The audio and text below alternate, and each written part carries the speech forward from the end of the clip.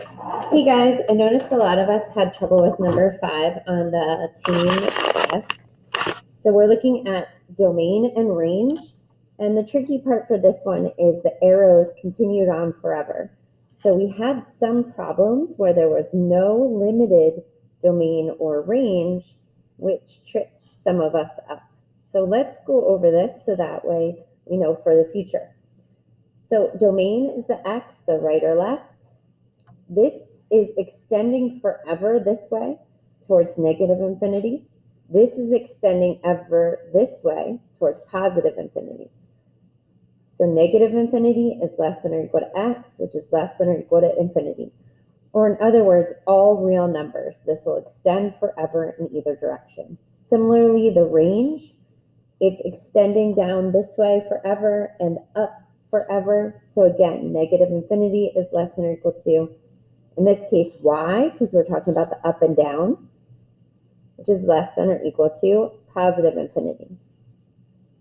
Here in B, similar situation, we have negative infinity this way, positive infinity this way. The arrows are extending in both directions. So the domain is less than or equal to x, which is less than or equal to negative infinity is less than or equal to x, which is less than or equal to infinity. So that is for the domain saying all real numbers.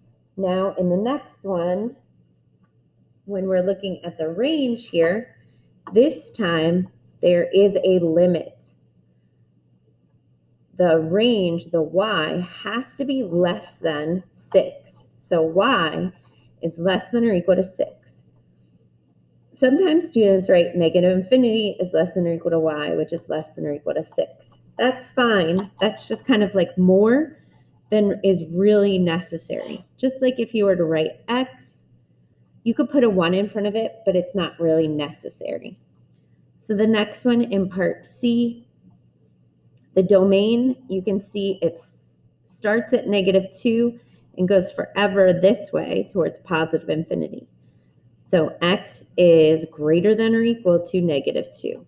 If you wrote negative infinity is less than or equal to x, if you wrote -2 is less than or equal to x, which is less than or equal to infinity, because those are our two boundary points, that's fine, but that's kind of more than necessary. Really, all you need to say is x is greater than or equal to -2, and in this case, when you write it like that, it's assumed that it's going to extend forever in that one direction.